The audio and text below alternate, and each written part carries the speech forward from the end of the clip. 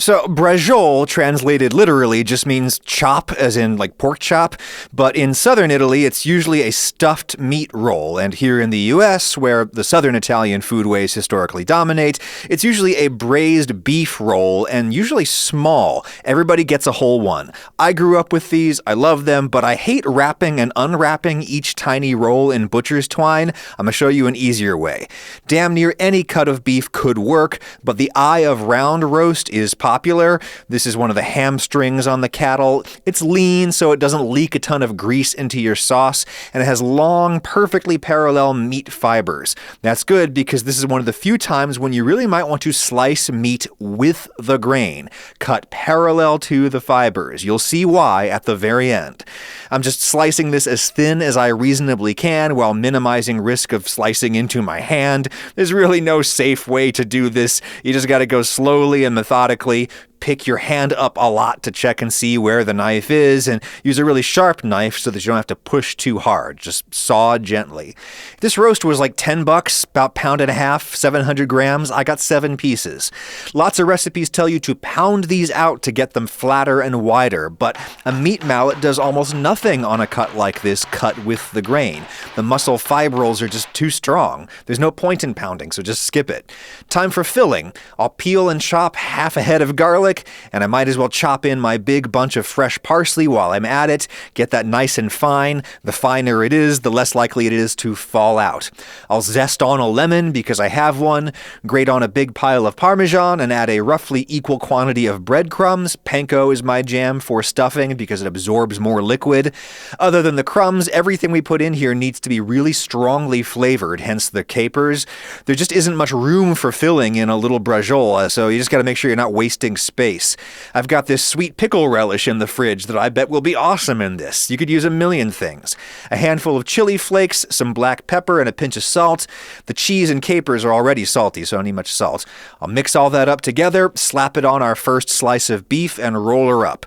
Leave the seam on the bottom so that gravity holds it closed. A thin layer of filling, thin layer. There's no real trick to this other than to start rolling with the thinnest end of the meat so that that thin end is tucked inside. I'm about out of filling, but I bet that if I use the last piece here to mop up those last bits, yeah, that'll work for a small one. Now, instead of tying each of these together, I'm going to take one toothpick, press it in diagonally until I feel it hit the board. With the diagonal, you're just making contact with more meat. This still would not be secure enough to cook braciole in a pan, but we're not using a pan. These will stay as securely wrapped as my new mattress in a box from Helix Sleep, sponsor of this video. This is a real premium spring and foam mattress customized for my needs and shipped right to my doorstep. You take the Helix quiz, you tell them about your body type and your sleep preferences, and if your bed buddy is any different, they take that into account too. They match you with a model. We've had a Dusk for years now. We're just getting a second one. There's an actual king-size mattress in here, rolled up like a braciola. You just have to break the vacuum seal and watch out. It's kind of fun and simpler than renting a moving truck. There's enough firm support for Lauren and yet enough sink for my lumpy body. It's perfect. Your Helix comes with a 10-year warranty. There's financing and payment plans, a 100-night sleep trial to make sure you love it. Hit my link in the description, helixsleep.com/Ragusia. Use my code HelixPartner27 for an exclusive, limited time, 27% off your mattress purchase. That deal will not last for long. Thank you, Helix. So normally you'd roll these around in a pan to brown them. I'm just going to do them in my roasting tray. That's a lot more gentle, so they'll be less likely to burst open without string.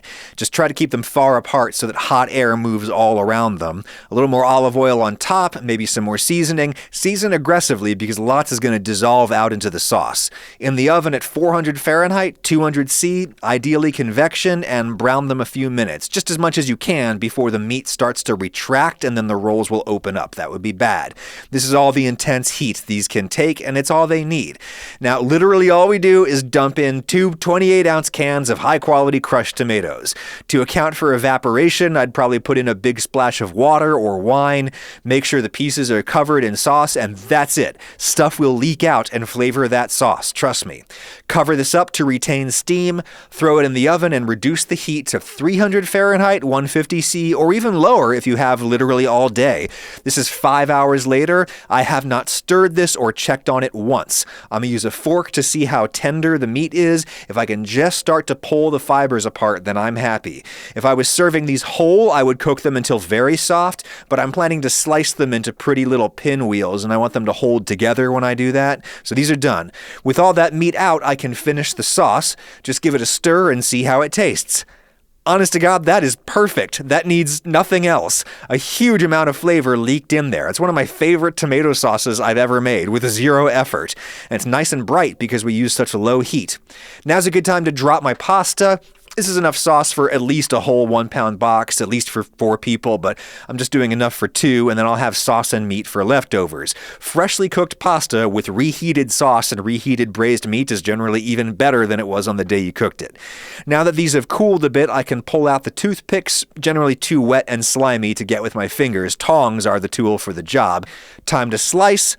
Here is why we cut the beef with the grain. Now we have long loops of muscle fibrils around the whole circumference of the slices. They will hold the slices together even though we've braised this meat pretty soft. If we had cut the meat with the grain, these would be shredding as we slice them. Pasta is drained. I'll mix in some sauce and some fresh basil at the last second. Onto the plate that goes, and you can just lift the meat on top. Fan out the slices to show your hard work. Maybe top with a little more sauce, but don't cover up those pinwheels. That relish is crazy good in the filling, but almost any pickles or condiment from the fridge can work. Go crazy. I still need a knife to sometimes get through the pieces on the plate there, but that's fine with me. I'd rather have them sturdy enough to hold together. But if you want them softer, hey, braise them for longer. Manja.